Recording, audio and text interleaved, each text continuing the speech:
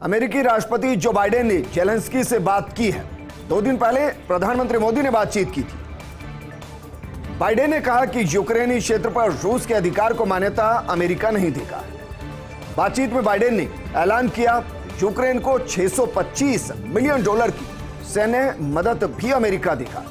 कल ही प्रधानमंत्री मोदी ने जेलेंस्की से बात की थी। मोदी ने कहा था कि संघर्ष का कोई सैन्य समाधान नहीं हो सकता और जिस तरीके से यूक्रेन के कुछ हिस्सों के अंदर जैसे खार्किव और अन्य हिस्सों में रूस जनमत संग्रह करा रहा है और जहां जनमत संग्रह में उसकी जीत हो रही है, उस इलाके को रूस अपने कब्जे में या अपना हिस्सा बता रहा है। इसी का विरोध अमेरिका कर रहा है। जो बाइडेन कह रहे हैं कि जिन हिस्सों के ऊपर रूस ने अतिक्रमण किया है, जिन हिस्सों को रूस अपना बता रहा है, उसको मान्यता अमेरिका नहीं देगा। इससे इतर अगर बात की जाए तो अमेरिका ने यूक्रेन को सहायता दी है। $625 मिलियन की सैन्य मदद देगा अमेरिका यूक्रेन को। कल प्रधानमंत्री मोदी ने जेलेंस्की से बात की थी और कहा था कि संघर्ष का कोई सैन्य समाधान नहीं हो सकता, कूटनीति के जरिए ही इस समस्या का समाधान हो सकता है।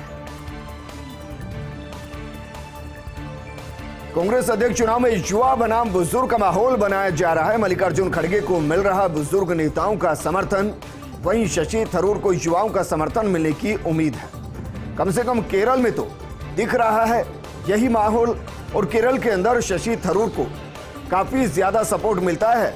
लोकसभा के इलेक्शन में भी अगर कांग्रेस ने कहीं सबसे बेहतरीन प्रदर्शन किया था तो वो केरल था।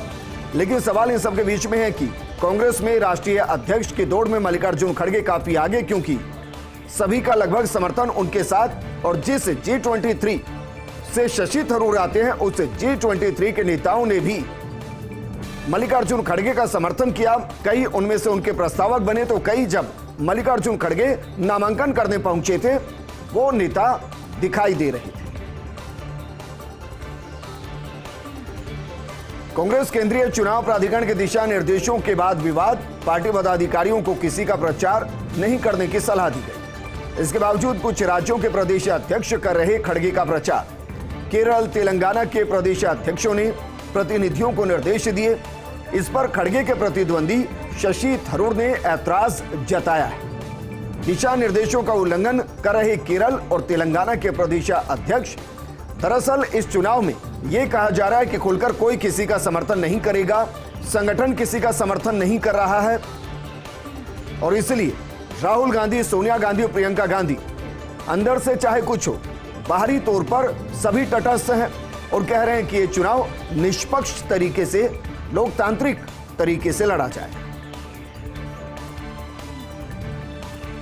सवाल यह है कि क्या ममता और कांग्रेस में सुलह करा पाएगा पवार? ठहरी हुई विपक्षी पार्टियों में शुरू होगी मेल मुलाकात। संसद के शीतकालीन सत्र के दौरान विपक्षी नेता नजर आएंगे दिल्ली में। बीजेपी के खिलाफ आगे की रणनीति पर विचार और मंथन करेंगे। नवरात्र से पहले ममता और पवार में हुई थी कई दौर की वार्ता। कहा जा रहा है कि पवार ने कांग्रेस और ममता के बीच एकता की पहल की है।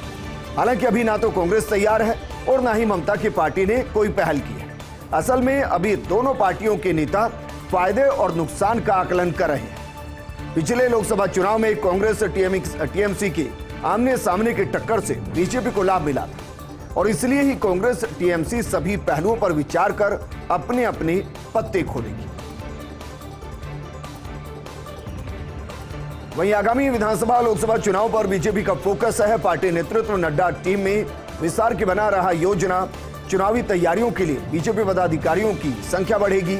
नए सदस्यों के साथ ही हो सकता है नए सिरे से कामकाज का भी बंटवारा। फिलहाल बीजेपी के मुख्य पदाधिकारियों में 12 उपाध्यक्ष और 10 महामंत्री, उपाध्यक्ष और महामंत्री ही राज्यों के प्रभारी हैं और संगठन का भी संभालते हैं काम। हालांकि अभी यह स्पष्ट नहीं कि महामंत्रियों के कामकाज का बंटवारा होगा नए सिरे से। यह भी तय नहीं कि उपाध्यक्ष या महामंत्री बनाए जाएंगे या सचिवों को जिम्मेदारी मिलेगी। पार्टी थिंक टैंक चुनाव को लेकर कई नई योजनाओं और रणनीतियों पर वर्क कर रहा है और योजनाओं और रणनीति विस्तार के लिए अतिरिक्त लोगों की जरूरत होगी। बीजेपी चिराग पासवान को कैसे करेगी मैनेज, ये सवाल है, क्योंकि बिहार में बीजेपी और जेडीयू के अलग होने के साथ ही वहां के समीकरण बदल गए।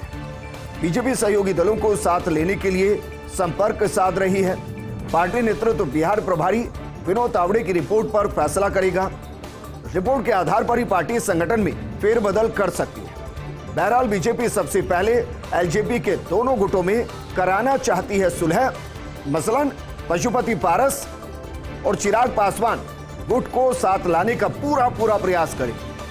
ऐसा नहीं होने की स्थिति में बीजेपी नेतृत्व चिराग पासवान को तवज्जो दे सकता है।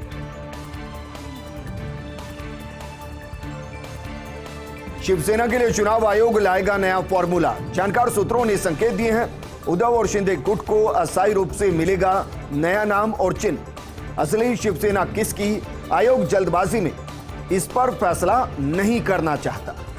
अंधेरी सीट पर उपचुनाव में दोनों गुटों को मिल सकता है एक नाम और चिन्ह। शिवसेना का फैसला सुप्रीम कोर्ट ने भी छोड़ दिया है चुनाव आयोग पर। चुनाव में पार्टियों के लोक लुभावन वादों पर बहस जारी है। सुप्रीम कोर्ट ने चुनाव आयोग से दिशा निर्देश तय करने को कहा है। चुनाव आयोग घोषणा पत्र में जोड़ना चाहता है प्रावधान, पार्टियों को करना चाहिए चुनावी वादों का उल्लेख। वादे पूरे करने पर कितना खर्च होगा उसका भी उल्लेख करना चाहिए। चुनावी वादे किस तरह पूरे होंगे ये भी बताने की जरूरत है।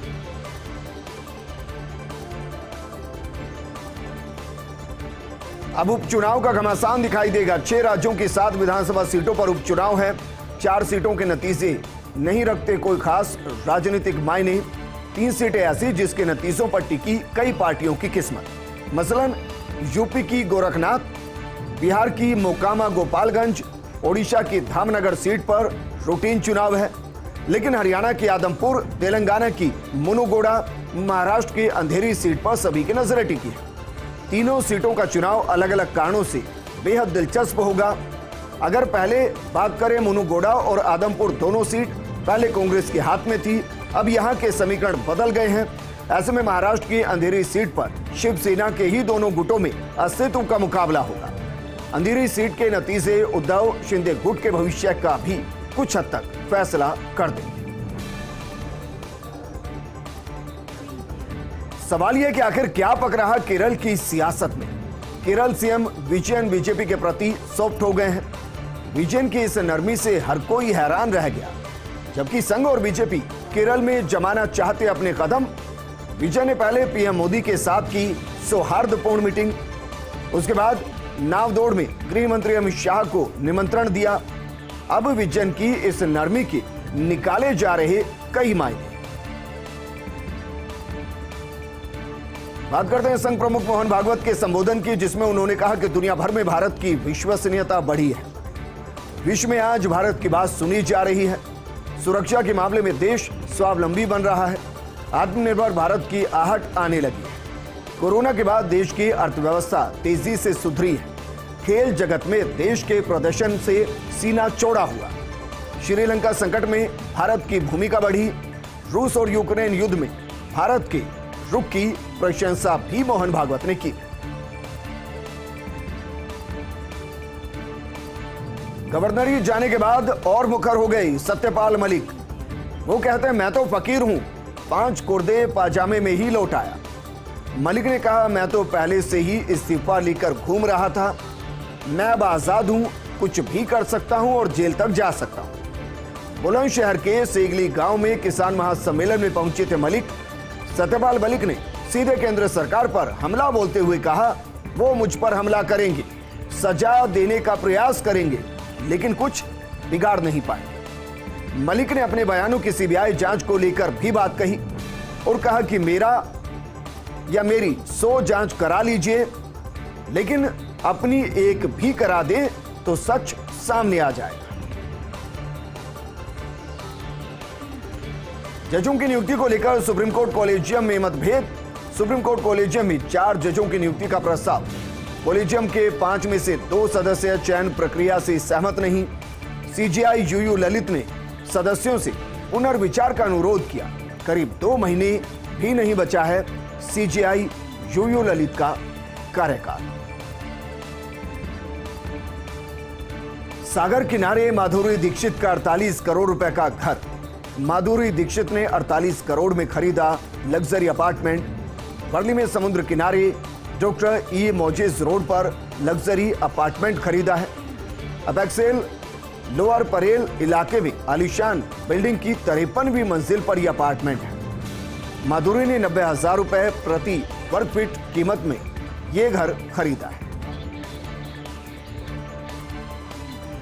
के बाद आपका स्वागत है। जयपुर राइट्स को कल एक और बड़ी सौगात मिलने वाली है। कल एक और एलिवेटेड रोड की शहरवासियों को सौगात मिली। सोडाला एलिवेटेड रोड के लोकार्पण की तिथि तय हो गई है। मुख्यमंत्री गहलोत कल शाम 6 बजे लोकार्पण करेंगे।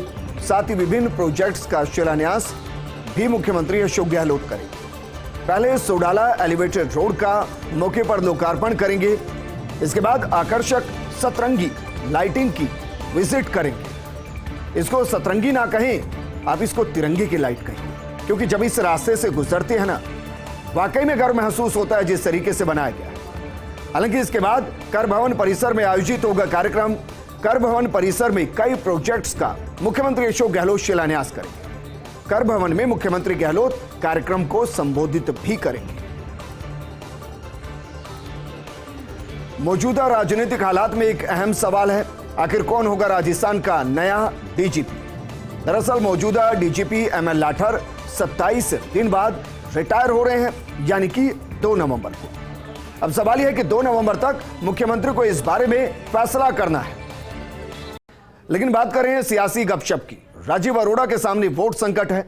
किसके साथ जाएंगे राजीव अरोड़ा, यह सवाल है। शशि थरूर के साथ अरोड़ा की निजी संबंध है। अगर उनके लीडर अशोक गहलोत हैं खड़गे के पक्ष में, अरोड़ा हैं एआईसीसी प्रोफेशनल कांग्रेस के राष्ट्रीय कोषाध्यक्ष, और थरूर हैं एआईसीसी प्रोफेशनल कांग्रेस के राष्ट्रीय अध्यक्ष।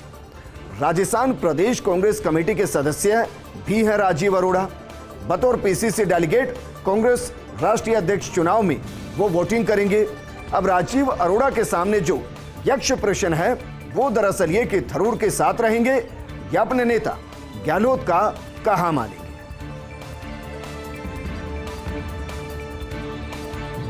तो सियासी गपशप के बीच में राजीव अरोड़ा पर सभी की नजरें टिकी हैं कि वो किसको वोट करने वाले हैं। वो वोट करेंगे शशि थरूर को या फिर मल्लिकार्जुन खड़गे को। और बात करते हैं राजस्थान में ब्यूरोक्रेसी की पेनडाउन स्ट्राइक की। जयपुर और अन्य जिलों में हाथ पर हाथ धरे बैठे कलेक्टर और एसपी, सभी के मन में एक ही सवाल है, क्या राजस्थान में होगा कोई बड़ा राजनीतिक परिवर्तन। और इन्हीं संभावनाओं के मद्देनजर हर कोई तय कर रहा अपना लाइन ऑफ एक्शन, यानी कि आगे की रणनीति उनकी क्या है, इस पर हर किसी की नजर बनी हुई है। क्योंकि सभी के मन में एक ही सवाल घूम रहा है, और सवाल यह कि राजस्थान में क्या कोई बड़ा राजनीतिक परिवर्तन होगा, अगर होगा तो उन्हें किस तरीके से रिएक्ट करना है। इन्हीं संभावनाओं के मद्देनजर हर कोई तय कर रहा है लाइन ऑफ एक्शन।